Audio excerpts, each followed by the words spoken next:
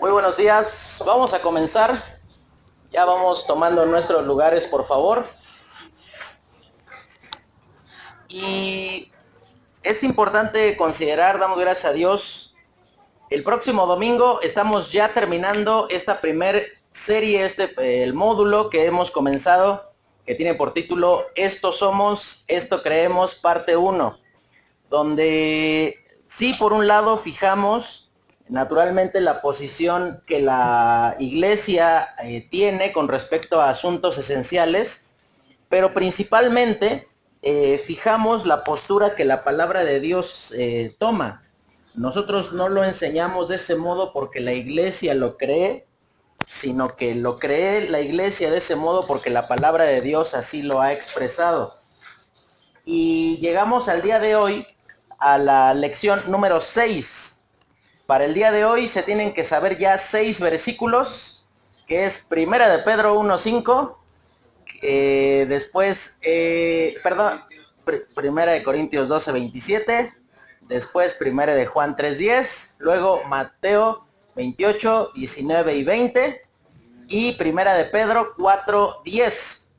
Y llegamos ya al día de hoy, donde vamos a aprender igual un versículo muy cortito.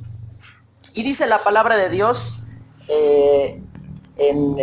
con respecto a lo que vamos a estar estudiando en esta mañana. Tiene por título: creemos que Dios ha enviado al Espíritu Santo para dar poder a nuestras obras. Y la semana pasada hablábamos con respecto a los dones espirituales. Hace 15 días, porque hace 8 días y madrugamos un poquito, pero hace 15 días hablábamos que Dios ha dotado de dones espirituales a la iglesia, y en esta semana hablamos con respecto a que Dios ha enviado al Espíritu Santo para dar poder a nuestras obras. Aquí, más que referirnos al ejercicio de los dones, nos referimos en sí a cualquier cosa que nosotros hagamos. Debe de estar investida, o tenemos la garantía de que tenemos el acompañamiento de la persona de Dios para poder cumplir con todo lo que la palabra de Dios enseña. Y dice ahí en la primer diapositiva, dice el principio para recordar. Y dice: el Espíritu Santo, morando en cada creyente, es el motor para que cada uno de ellos manifieste la vida y naturaleza de Dios en su entorno cotidiano, demostrando de esa manera la transformación que solo podemos experimentar por medio de la salvación. ¿Cuántos de ustedes saben algo de mecánica? No, pues el hermano Luis ingeniero, ya imagínense que no supiera algo de mecánica, pero está complicado, ¿no? Pero ahora piensen en lo siguiente. Hermano Chive, ¿su carro puede circular si no tiene el espejo retrovisor? ¿Lo puede echar a andar? Y puede uno, no debería uno, pero puedes manejar sin el espejo retrovisor. Por eso dije, no debería porque no tienes conocimiento total de lo que viene ocurriendo atrás tuyo. Sí, vamos a orar por un retrovisor para el hermano Chive. Ok, no, por ejemplo, hermano Luis, ¿su camioneta podría andar si le quitamos todo el cofre y la defensa? Pues sí, obviamente se vería así como raro, porque pues, vendría así toda abierta la camioneta. Si le quitamos el parabrisas a un vehículo, ¿puede usted andar circulando? No debe, porque ahí sí lo van a infraccionar, pero pues puede, ¿no? O sea, finalmente, pues, es aún peligroso para usted, ¿no? Por el viento que ahí le va a ir molestando en la cara. Pero piense en esto, imagínense que yo llego y le digo: te vendo un carro, nada más tiene un detallito, no tiene motor. Tú dices, o sea, pues ¿para qué quiero que tenga la pintura en las mejores condiciones? Es que tiene vestiduras de piel, es que tiene un super estéreo, pero no tiene motor. Usted diría, no me sirve para nada, no tiene utilidad alguna. Del mismo modo, Y en esas condiciones tenemos que considerar cuando dice allí que el Espíritu Santo morando en cada creyente es el motor. Es decir, es lo que nos da razón de ser. Podemos ser muy capaces para muchas cosas, hermano. Aún hay personas que no conocen de Cristo que son muchísimo más capaces que nosotros para realizar muchas cosas. La gran tragedia de la iglesia hoy día es que ha relegado en importancia al Espíritu Santo y consideran que el Espíritu Santo es algo a quien se invoca para cuando uno está cantando o que pide uno que lo llene cuando se siente ahí medio débil. Sin embargo, el Espíritu Santo es la persona de Dios habitando en cada uno de nosotros de manera permanente. El Espíritu Santo no está visitándonos. Yo sé que se escucha muy padre y muy lleno de fe y con mucha espiritualidad aparente decir, llénanos, Señor, inúndanos, danos más de tu Espíritu. Piensen lo siguiente. Imagínense al Espíritu Santo como una persona, porque lo es, entrando. ¿Usted cree que el Espíritu Santo nada más metió un pie a su vida y dejó todo lo demás afuera, de tal manera que le tengo que decir, lléname o dame más del Espíritu Santo? Es un insulto contra la persona de Dios, porque la totalidad del Espíritu Santo ya mora en cada uno de nosotros. Y después dice que manifiesta la naturaleza, la vida y naturaleza de Dios en su entorno cotidiano. Probablemente, y bueno, exceptuando el hermano Luis, pues todos nosotros tenemos un trabajo común y corriente, si bien el hermano también tiene un trabajo, pero pues ninguno de nosotros podría decir que trabaja solamente en las cosas de la iglesia. Ninguno podría decir que está ocupado solo en lo espiritual. ¿Sabe? El desafío de esta mañana es que el Espíritu Santo sea notado en sus actos, así usted maneje un camión, así usted sea un obrero, así usted sea una persona que trabaja en una oficina. No importa en dónde se desarrolle cotidianamente, el Espíritu Santo tiene que ser notado en su vida.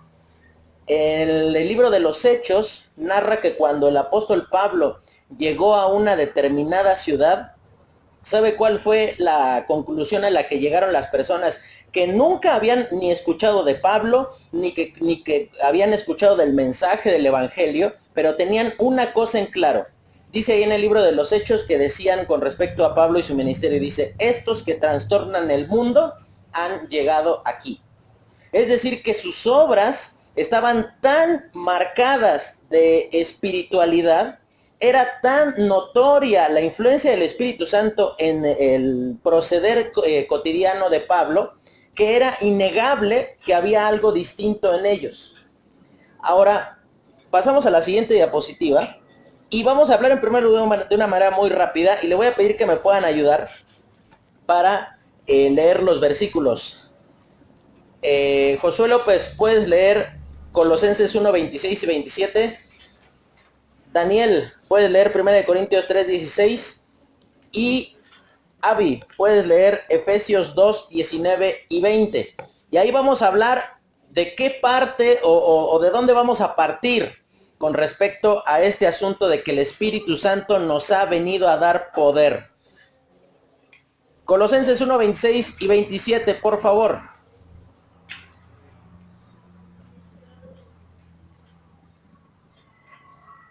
El misterio que había estado oculto desde los siglos y edades, pero que ahora ha sido manifestado a sus santos, a quienes Dios quiso dar a conocer la riqueza de la gloria en este misterio entre los gentiles que es Cristo en nosotros, la esperanza de gloria. Y ahora, aquí en primer lugar dice que es un misterio revelado.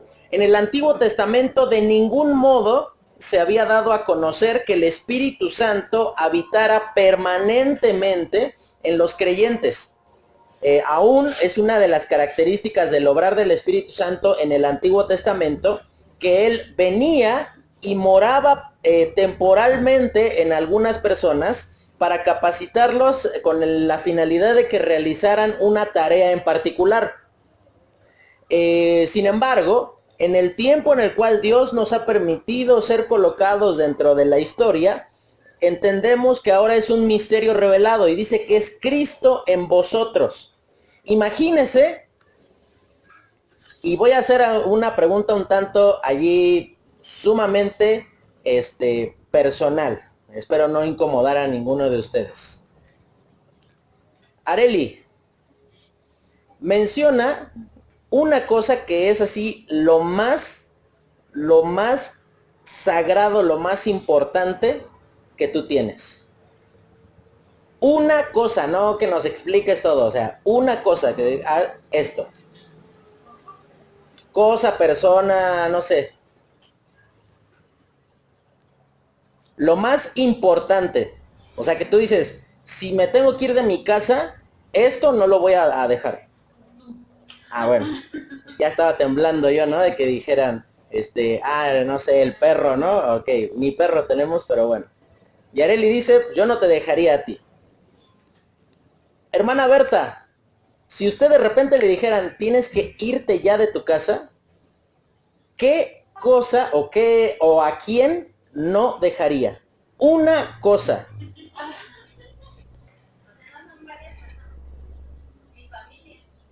Bueno, además de su familia, ¿tendría usted alguna otra cosa que usted diría? Oye, evidentemente uno trataría de llevar a su familia, pero una cosa de valor o alguna situación, a lo mejor puede ser un objeto que tenga un valor sentimental o algo importante para usted. Sí, sí, sí, de las personas. Una cosa, vamos a ponerlo así, una cosa, un objeto, uno solo. Su Biblia, ok. Hermano Luis, además de la familia, además de la Biblia, ¿qué objeto, usted diría, esto me lo tengo que llevar?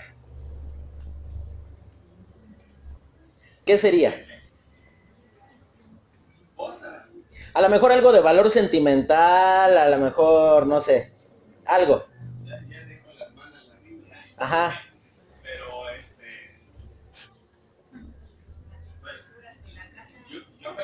Ahí dice la hermana Audelia, y tiene mucha razón, las escrituras de la casa, ¿no? Ay, que se la queden, pero pues yo regreso por ella después, ¿no? O sea, está bien. ¿Qué otra cosa? Fotos de su familia. Ah, pues sus documentos personales. Y todos comenzamos en ¿sí o no? Que todos comenzamos a pensar qué me voy a llevar. Y allí todos comenzaron a decir, y allí la hermana Berta fue puesta en gran aprieto porque volteó Abby y volteó Dani a decir, me va a llevar a mí y va a dejar a mi hermano. No, no se les hizo, se van a ir juntos. No, por eso. O sea, ya después reformulamos la pregunta. No, sí, claro, Davichito también. Ah, bueno. Ah, bueno, la moto. Y está bien. Todos tenemos algo de sumo valor. Ahora, sin embargo, hermano, imagínese la presencia, Dios mismo, morando en usted. ¿Vale más que una moto? ¿Vale más que tu esposo? ¿Vale más que su familia? ¿Vale más que cualquier cosa? Y dice, Cristo en vosotros. Imagínense cuán privilegiados somos que tenemos al dador de la vida, al autor del universo, a la potencia misma de Dios morando en nosotros. Esa es la razón por la cual podemos decir, tenemos un poder exuberante, superabundante, que no tiene límites. Después el siguiente versículo dice 1 Corintios 3:16. Porfa, Dani. ¿No sabéis que sois templo de Dios y que el Espíritu de Dios mora en vosotros? Y ahí dice algo muy importante, dice, ustedes son templo de Dios. Ustedes forman parte de aquello de lo cual Dios desea hacer en este tiempo. Secular y culturalmente, ¿qué cosas colocamos adentro de un templo? Pues aquello que tiene que ver con Dios, aquello que es digno de culto y de adoración.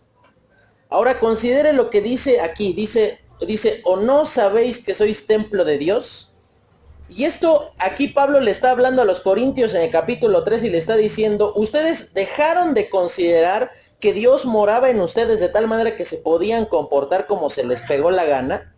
Y es importante considerar que aquí dice que sois templo, no dice que somos así como las gasolineras que están en la carretera, que pues uno sabe que va a pasar una vez por allí y quién sabe cuándo vuelve a pasar por allí, que es algo de paso. Dice que somos morada, es habitación permanente.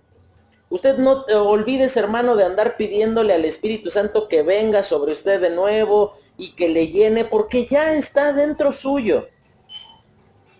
La tercera, Efesios 2, 19 al 22, dice la iglesia como cuerpo. Avi, por favor. Dice, así que ahora ustedes, los gentiles, ya no son unos desconocidos ni extranjeros, son ciudadanos junto con todo el pueblo santo de Dios, son miembros de la familia de Dios. Juntos constituimos su casa, la cual está edificada sobre el fundamento de los apóstoles y los profetas, y la piedra principal es Cristo Jesús mismo. Estamos cuidadosamente unidos en él y vamos formando un templo santo para el Señor. Por medio de él, ustedes, los gentiles, también llegan a formar parte de esa morada donde Dios vive mediante su Espíritu.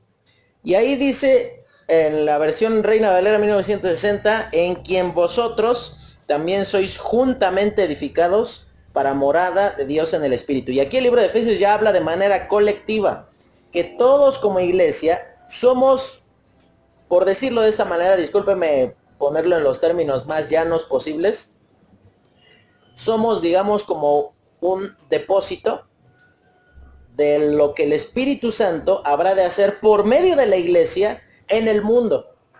Pueden existir una gran cantidad y diversos ministerios en el mundo en el cual nos encontramos. Pueden existir herramientas muy útiles por medio de las cuales podemos llegar a ser edificados. Pero tengamos algo totalmente en claro. No hay algo de mayor valor ni de mayor importancia en la tierra que no sea la iglesia. Porque en ningún ministerio, en ninguna herramienta, en ningún instituto, o como usted desee llamarle, en ninguno de ellos Dios reveló directamente que iba a colocar el Espíritu Santo para estar morando en medio de nosotros y dentro de nosotros para poder ejecutar su voluntad. Y pasamos a la siguiente diapositiva. Y dice allí, la número 2, dice el poder de Dios involucrado. Dice, consideremos la potencia de nuestro Dios. Y ahí vamos a ver 3 simples ejemplos que habla con respecto a cuán fuerte o cuánto poder puede llegar a tener Dios. Y para esto vamos a hacer un ejercicio. Entonces, antes de que te sientes, Gustavo, ven y ayúdame aquí adelante. Y va a venir, ya no estaba bicho ahí, ya se fue. Ah, bueno, fue al baño. Entonces ven, acá, párate de este lado. Y Joshua, ven, ayúdame. Y vamos a medir potencia. Entonces, acá, de este lado. ¿Ustedes quién creen que sea más fuerte? Sí, no, todos le van a Joshua. Entonces, me tienes que cargar, Joshua, ¿eh? Ponte fuerte. Cárgame. Hombre, ponte fuerte, cárgame. Cárgame. No, a ver. Se quedó de espalda. Le duele la espalda en esta mano. Ah, sí, a ver, ya me voy. Ok, ya estabas arriba. Ya lo dejé incapacitado, ya pueden volver a su lugar.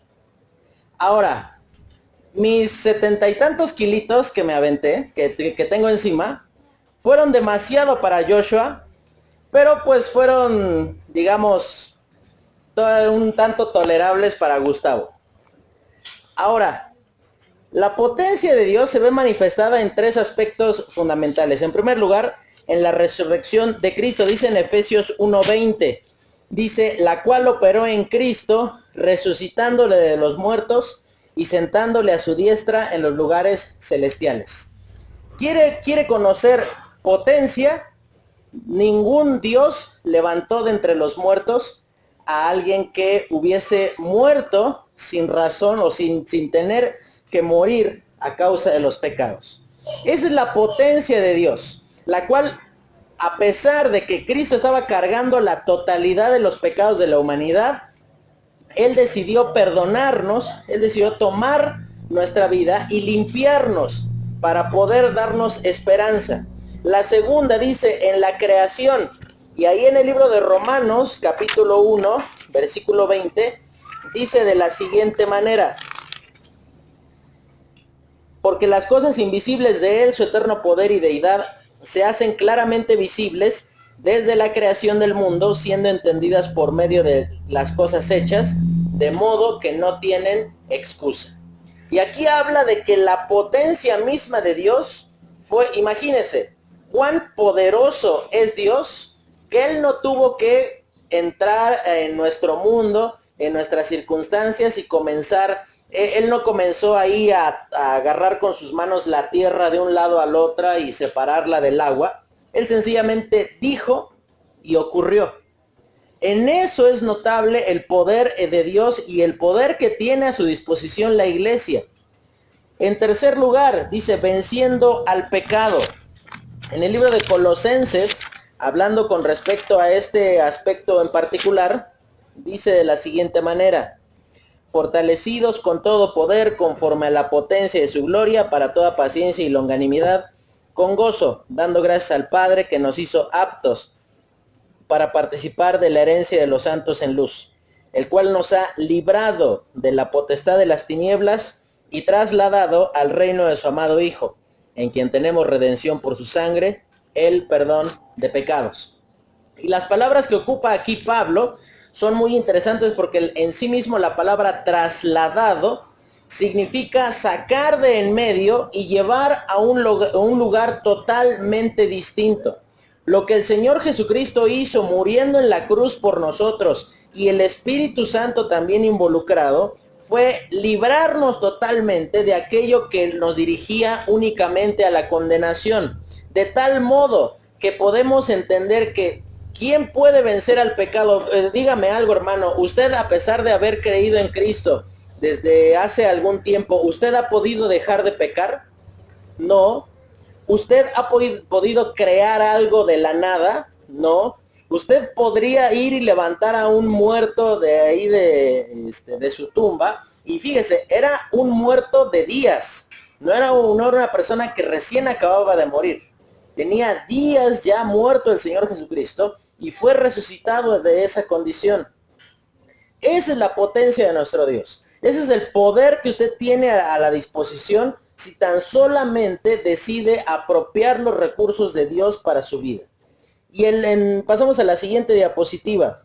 Dice, el Espíritu Santo en nosotros, garantía de victoria. Romanos 8:12. Y el libro de Romanos, en el capítulo 8, hace referencia permanentemente al Espíritu Santo de Dios, a la forma en la cual el Espíritu puede transformar y capacitar nuestra vida para vivir de una forma totalmente diferente a como lo hacíamos anteriormente. Y dice, victoria por su vida.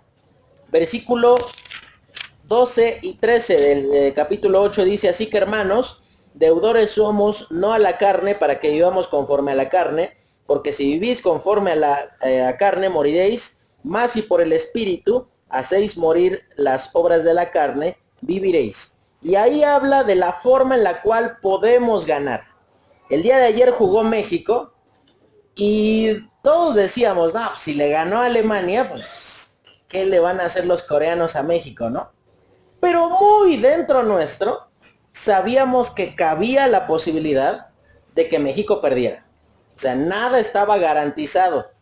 No es que estamos apostando sobre un partido que ya ocurrió, sino que estábamos a la expectativa de lo que podría ocurrir. Evidentemente habían posibilidades, habían cosas que pudiesen estar a nuestro favor, pero lo real, lo puntual, lo claro es el hecho de que había una posibilidad de perder. Aquí es una victoria garantizada. Aquí dice victoria por su vida, porque la misma vida de Dios obrando dentro nuestro es lo que nos permite tener un comportamiento y una actitud totalmente distinta. Después, victoria por su presencia, por el obrar del Espíritu Santo de Dios dentro de cada uno de nosotros. Y dice en el versículo 14 en adelante, porque todos los que son guiados por el Espíritu de Dios, estos son hijos de Dios, pues no habéis recibido el espíritu de esclavitud para estar otra vez en temor, sino que habéis recibido el espíritu de adopción, por el cual clamamos Abba Padre. El Espíritu mismo da testimonio a nuestro espíritu de que somos hijos de Dios. Y lo que dice ahí en el versículo 5 es repetido por muchas personas sin el entendimiento de lo que verdaderamente significa. Pero las palabras allí, Abba Padre, es como lo que hoy para nosotros significaría papito. Eso habla de que el Espíritu Santo de Dios, obrando dentro de cada uno de nosotros, nos lleva y necesariamente, eso es lo primero que ocurrirá si usted está procediendo de manera espiritual en su vida. Usted va a buscar más cercanía con la persona de Dios. Olvídese de argumentos totalmente absurdos y antibíblicos que dicen que una vez que estamos lo suficientemente cerca de Dios, pues bueno, ya no es necesario estar tan apegados a Él porque ya hemos, digamos, llegado a un nivel de espiritualidad en el cual ya somos un tanto más resistentes al pecado y a las situaciones en las que este mundo nos van aquejando. Dice aquí, porque no habéis recibido el espíritu de esclavitud para estar otra vez en temor. Es decir, hermanos, si usted está todo el tiempo temiendo por alguna situación, es verdad, a cualquiera de nosotros nos puede causar temor perder el trabajo, puede causarnos temor perder a alguna persona de nuestra familia, puede causar temor que nuestras circunstancias sean afectadas y que no podamos vivir de una manera de acuerdo a lo que tenemos planteado en nuestras expectativas. Si usted está viviendo de esa manera es porque usted, no quiero decir con esto que usted no es hijo de Dios, sino que usted no está viviendo de manera espiritual. Está diciendo, pues sí, muy padre, el Espíritu Santo vive dentro mío, el Espíritu Santo me ha dado poder, me ha capacitado de diferentes maneras, pero sigo teniendo miedo por lo que pueda llegar a ocurrir. Y por último, en último lugar, victoria por su intercesión, versículo 27 de Romanos 8. Mas el que escudriña los corazones sabe cuál es la intención del Espíritu, porque conforme a la voluntad de Dios intercede por los santos.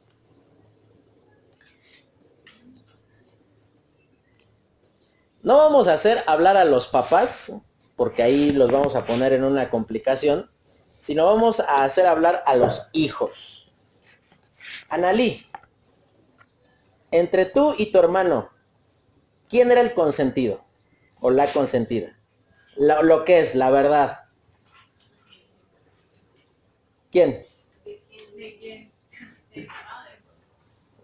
De tu mamá, ¿quién es el consentido o la consentida? Tu hermano. ¿De tu papá? Tú. Ok. Dani. En tu opinión, y esto aclaramos, es solo su opinión, no estamos diciendo que, no estamos asegurando nada. ¿Quién es él o la consentida en tu casa? ¿Quién? ¿De quién también? De tu mamá.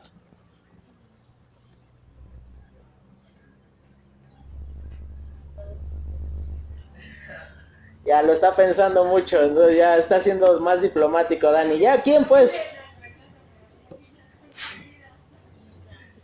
Esa es la consentida. Ok, y es la verdad. Imagínense, mi hermano se fue de mi casa cuando yo tenía 12 años y es, o sea, sigue siendo objeto de lágrimas el día de su partida, o sea, como que, uy, o sea, sí, todos somos hijos, pero él es el hijo, o sea, no. En el caso de mi esposa, pues evidentemente mi esposa, yo lo he visto que siempre ha sido así como que, ay, Areli, o sea, es como, es la consentida y no me veas así porque es así, eres la consentida. Y siempre por el consentido hay ciertas concesiones o ciertas consideraciones que no existen para con todos los demás. Si el consentido va y acusa a uno de sus hermanos de que, es que hizo tal cosa, pareciera que tu mamá o tu papá te hubiesen visto, ¿no? Sí, cierto, lo hiciste. Y resulta que la mamá estaba por allá adentro en uno de los cuartos, pero tiene un tanto más valor.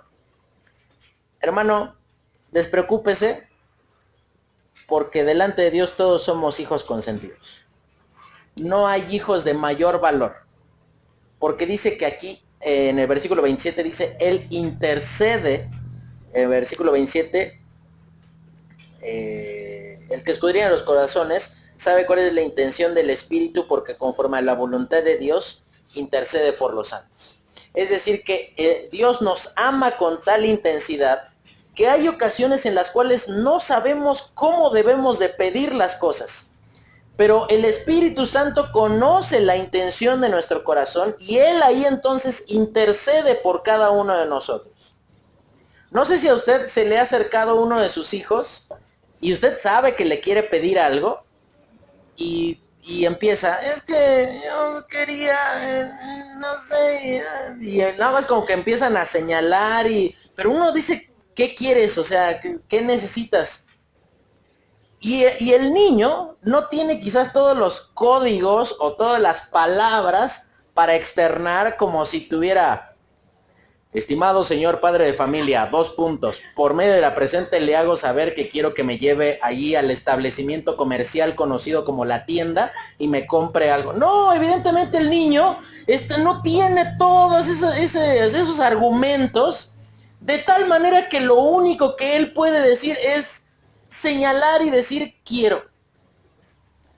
Y usted, como es su papá, conoce que desde el momento en el que el niño empieza ahí ya medio a quebrarse, a torcerse, ya sabe que va a pedir algo, o desde el tonito, ¿no? Desde que llegan y le dicen, ay papito, es que quería saber si... Ya desde esas palabras, yo me acuerdo que yo le decía a mi mamá, oye mamá, mira que es que, ¿qué crees? Y ella me cortaba el mambo, luego me decía, ¿qué quieres?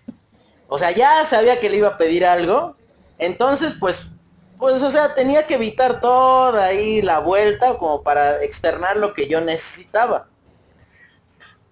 Esa es la victoria garantizada que usted tiene, hermano, que si usted se acerca a la persona de Dios, sabe que va a ser escuchado, y que si esto forma parte del propósito de Dios para con su vida, no importa que no pidamos apropiadamente, o que más bien, que no sepamos cómo pedir apropiadamente. De tal manera que el Espíritu Santo dice que aquí que Él conoce las intenciones del Espíritu y que Él entonces intercede por todos los santos. Y entonces esa es la tranquilidad que sabemos de tener victoria en algún aspecto de nuestra vida. Pasamos a la siguiente diapositiva, a la siguiente página de su material, y vamos a hablar de la relación del Espíritu Santo con el creyente y sus obras. Y aquí vamos a meterle pata. Y todos aquellos que a lo mejor usted no tiene la costumbre de ver telenovelas, pero si usted vio un capítulo, seguramente escuchó la siguiente frase. Es que esto es más fuerte que yo. Es que, y esto hablando de los enamorados, ¿no? Pero hablando del malo de la novela, siempre va a decir frases como, y es que nunca te voy a perdonar, y es que nunca voy a poder amarte, y es que te odio y te desprecio, y ya sonó a canción de Paquita, la del barrio. Pero vamos a hablar de cosas que solo el Espíritu Santo de Dios puede producir en nosotros, de tal manera que usted en esta mañana pueda entender qué es aquello para lo cual Dios le ha capacitado. Pero también le advierto que con esto, hermano, usted y yo nos quedamos sin excusa. Aquí no hay cuestión donde decimos, bueno, pero eso es para aquellos que llevan cierto tiempo en la iglesia. No. Si usted ha creído en Cristo, el Espíritu Santo mora dentro de usted, por lo tanto, usted puede cumplir con lo que dice aquí.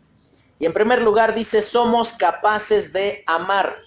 Y dice ahí en el libro de Romanos capítulo 5, versículo 5. Dice de la siguiente manera, y la esperanza no avergüenza, porque el amor de Dios ha sido derramado en nuestros corazones por el Espíritu Santo que nos fue dado. Y aquí de una manera muy clara, el apóstol Pablo hace referencia, no dice que el Espíritu Santo fue colocado dentro nuestro. Ocupa una palabra muy particular para mostrar la abundancia y digamos la cantidad, por decirlo de este modo, en la cual el Espíritu Santo llega a morar en la vida de una persona. Dice que ha sido derramado el amor de Dios en nuestros corazones. Es decir, hermano, que si usted tiene todavía resentimiento contra alguna persona después de haber creído en Cristo, usted lo único que está manifestando con eso es que usted no quiere amarlo. No es cuestión de que no pueda amarlo. Porque aquí dice que el amor de Dios. ¿Y a quienes ama Dios? A toda la humanidad. En ningún lugar usted va a encontrar que Dios odie a algunas personas y usted inmediatamente va a decir, oye, ¿y qué hacemos con todos los salmos que dice que Dios odia al impío? Pues tiene razón. La razón en la cual ese odio es manifestado es a causa de la actividad pecaminosa en la cual están incurriendo esta persona, no a causa de su condición de persona. Vuelvo a repetir lo que dije. Si usted tiene todavía resentimiento, odio en su corazón, repulsión hacia alguna determinada persona, sea o no de la iglesia, lo único que usted está manifestando es que usted se resiste a hacer uso de aquello que fue derramado en su corazón a causa de haber creído en Cristo como Salvador, que fue el amor de Dios. La segunda razón dice, dirigiendo nuestras oraciones. Y en el versículo 26 de Romanos 8, dice de la siguiente manera, y de igual manera, el Espíritu nos ayuda en nuestra debilidad, pues que hemos de pedir como conviene no lo sabemos, pero el Espíritu mismo intercede por nosotros con gemidos indecibles. Y aquí habla de la forma en la cual el Espíritu Santo está comprometido con nuestra propia vida de llevarnos hacia el bienestar, de que podamos tener bien en nuestra vida. Y dice que hemos de pedir como conviene, no lo sabemos. Muchas veces, no sé si le ha pasado, que usted está orando y lo único que alcanzó a decir, a lo mejor está tan cargado por una situación, está tan dolido, está a lo mejor tan enojado por alguna circunstancia, que lo único que usted alcanzó a decir fue decir, Señor. Y ahí en todo lo que ocurría en su corazón y todo el dolor, el sufrimiento, el enojo, la incertidumbre de no saber por qué ocurrían las cosas de ese modo, a lo mejor usted alcanzó solamente a proferir la palabra, Señor, ayúdame. Y usted no dijo para qué quería que le ayudara, usted a lo mejor no externó su circunstancia ante Dios, porque Él la sabe. Y ahí es entonces donde dice el versículo que acabamos de leer hace un momento, dice que Él conoce la intención del Espíritu, de tal manera que podemos tener esa confianza de que Dios va a ser quien dirige nuestras oraciones. Evidentemente, esto está en el punto de equilibrio donde, hermanos, si usted está pidiendo, ¿será que tengo que ser más responsable con las cosas de Dios? Hermano, no ore por eso, porque sabe que lo tiene que hacer.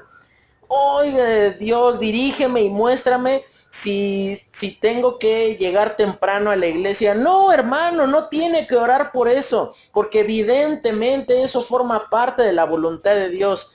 El Señor, muéstrame si tengo que ser obediente a mis padres. Absolutamente es pérdida de tiempo orar por cosas que usted ya sabe que tiene que hacer. Dice el tercero, permitiendo la comunión. Y es un versículo que estudiamos la semana pasada en la predicación, versículo 3 de Romanos 12. Dice, por tanto os hago saber que nadie que hable por el Espíritu de Dios llama anatema a Jesús, y nadie llama a Jesús Señor, sino por el Espíritu Santo. Es decir que el mismo Espíritu que mora dentro de nosotros nos va dirigiendo. Y si usted tiene ciertos pensamientos con respecto a que, es que esto puede ser que nos esté mostrando que Jesús pecó, o que Dios no es eterno, o que hay salvación fuera de Dios o algo así, evidentemente no es el Espíritu Santo de Dios guiándole ni dirigiéndole a la comunión. Todas las cosas que están involucradas con la palabra de Dios, con la persona de Dios, nos tienen que llevar a glorificar más a la persona de Dios. La siguiente dice, vivificando la fe. Y en Gálatas 5:5 habla con respecto a ese punto. Dice Gálatas capítulo 5, versículo 5, pues nosotros por el Espíritu aguardamos la fe, por la fe la esperanza de la justicia. Y aquí el libro de Gálatas presenta un conflicto que tenían estos creyentes entre si tenía que ser por la gracia de Dios o todavía por la fe. Y aquí Pablo, externa de manera muy clara, le dice, no hay forma en la que la fe pueda entrar en acción si no es por medio de la comunión con el Espíritu Santo de Dios, en la forma en la cual el Espíritu nos va dirigiendo y va enseñando la forma en la cual tenemos que proceder. Y la última, soportando el sufrimiento. Primera de Pedro 4:14 dice de la siguiente manera, si sois vituperados por el nombre de Cristo, sois bienaventurados, porque el glorioso Espíritu de Dios reposa sobre vosotros. Ciertamente de parte de ellos Él es blasfemado, pero por nosotros es glorificado. ¿Está pasando por tiempos difíciles, hermano? ¿Está usted pasando por prueba? ¿Está siendo disciplinado por Dios en algún aspecto de su vida? ¿Han ocurrido circunstancias que usted no entiende por qué tienen que ser así? Este es el momento en el cual usted se tiene que acercar más a la persona de Dios. Y aquí enseña cómo el Espíritu Santo es una palabra muy padre, la que ocupa el apóstol Pedro aquí en la carta, porque dice que el Espíritu Santo de Dios reposa sobre vosotros.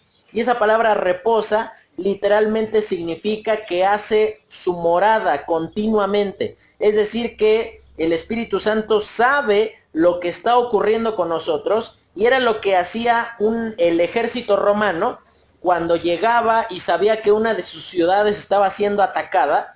Lo que hacían inmediatamente era que mandaban un contingente de soldados, y no nada más los ponían allí a esperar a ver qué pasaba, sino que los dejaban definitivamente en ese lugar, de tal manera que los habitantes de esa ciudad que estaba siendo asediada tuviesen la tranquilidad de que no habían sido abandonados por el imperio, y que pudiesen tener la tranquilidad de que estaban siendo protegidos.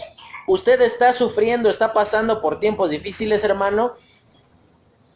Tenga en claro que el Espíritu Santo está dentro suyo, haciendo su morada permanente, mientras pasa todo este tipo de sufrimiento. Y el sufrimiento no se va a terminar mientras nuestra vida no se termine, porque siempre sufriremos por alguna cosa, por nuestras propias decisiones, por las decisiones de otras personas.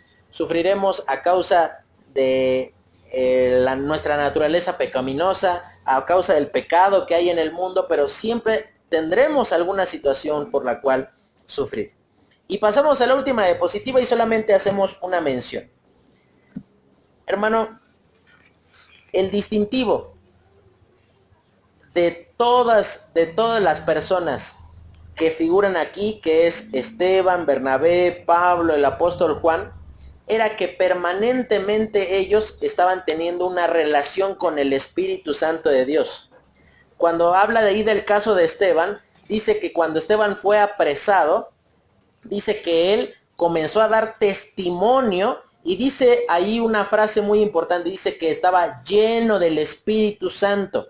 Es decir, que cualquiera de nosotros que nos detiene la policía y nos dicen, si no te calmas, te vamos a matar, cualquiera de nosotros diría, no, bueno, pues sí, ya estuvo, ya, pues ya no vuelvo a predicar el evangelio, ya no vuelvo a dar testimonio del Señor Jesucristo. Sin embargo, aquí dice, es como si a Esteban hubiese sentido que él tenía que dar testimonio y en verdad para eso fue llamado por Dios. Bernabé dice ahí en el libro de Hechos 11, dice él que él era varón bueno y lleno del Espíritu Santo de Dios. En el ejemplo de Pablo dice que Pablo llegó a tal lugar y que estaba predicando lleno del Espíritu Santo de Dios. El apóstol Juan en Apocalipsis 1:10 dice que él cuando recibe todas estas revelaciones, sabe en qué condición estaba. Dice, yo estaba en el Espíritu. Es decir, que él estaba disfrutando de una comunión profunda con la persona de Dios en ese momento. Y justo en ese momento es que él recibe toda esa revelación de las cosas que habrán de acontecer cuando la iglesia ya no esté aquí sobre la tierra.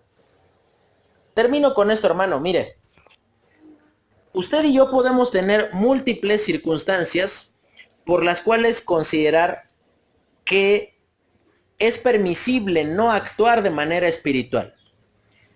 Los primeros creyentes manifestaron que no había alternativa, que era la única forma en la cual los creyentes iban a poder difundir su fe a lo largo del mundo, comportándose de manera espiritual. Mira, hermano, usted puede poner las bocinas para apuntando a la calle y poner predicaciones o música cristiana y subirle a todo lo que da a su estéreo mientras va ahí manejando por la calle con canciones ahí, con alabanzas. Usted puede tener un pescadito pegado en su carro o en la puerta de su casa. Usted puede tener una Biblia muy grande y andarla cargando para todos lados, pero lo único que este mundo no va a poder negar va a ser un comportamiento espiritual, verdaderamente espiritual, de parte de aquellos que han creído en Cristo como un Salvador. Cargar una Biblia la puede cargar cualquiera, pegar una estampa la puede pegar cualquiera,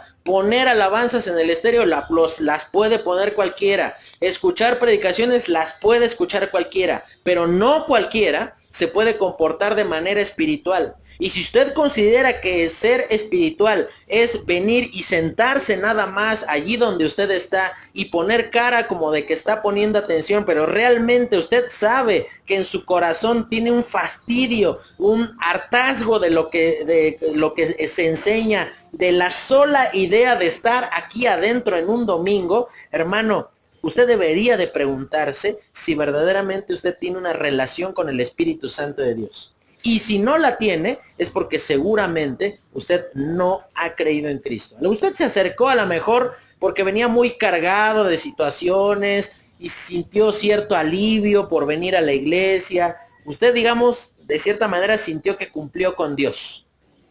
Pero si no hay algo más, una transformación adicional, usted necesita vincularse con el Espíritu Santo de Dios, y eso solamente se hace por medio de la persona de Cristo. No hay más. Y pasamos al versículo para memorizar en la siguiente diapositiva. Un versículo muy conocido, 2 de Timoteo 1:7, que dice, porque no nos ha dado Dios espíritu de cobardía, sino de poder, de amor y de dominio propio. Lo voy a repetir, las personas que están aquí a mi derecha, donde está el pastor, Areli, Levi. Lo repetimos a la cuenta de 3. 2 de Timoteo 1:7. Porque no nos ha dado Dios espíritu de cobardía, sino de poder, de amor y de dominio propio. Ok. A los que están aquí a mi izquierda, lo repetimos a la cuenta de 3. 1, 2, 3. 2 de Timoteo 1:7. Porque no nos ha dado Dios espíritu de cobardía, sino de poder, de amor y de dominio propio. La próxima semana vamos a tener nuestra última lección de este módulo. Y en 15 días, obviamente, pues vamos a entregar los reconocimientos para todos aquellos que han cumplido con la asistencia mínima requerida que, bueno, establecimos desde el principio. Probablemente usted va a decir, bueno, pues es que pues a mí me hubiese gustado recibir el reconocimiento. Pues haga todo lo posible por estar aquí, acompañarnos. Es lo único que usted tiene que hacer. No lo vamos a pasar a decir los versículos, aunque debería. Después de algunas semanas quizás yo le voy a preguntar, hermano, dígame, Primera de Juan 3:10. Y usted, pues esperemos que no se quede ahí en blanco. Entonces ya tenemos 6 versículos para memorizar ya durante estas semanas. Vamos a orar, terminamos en esta mañana y damos gracias a Dios por su palabra. Señor, te damos gracias por tu palabra, por la forma en la que nos enseñas. Y ayúdanos, Señor, a entender la necesidad profunda y permanente que tenemos de la influencia del Espíritu Santo en nuestra vida para vivir y dirigirnos como es tu voluntad. Todo esto lo agradecemos, te lo pedimos en Cristo Jesús. Amén.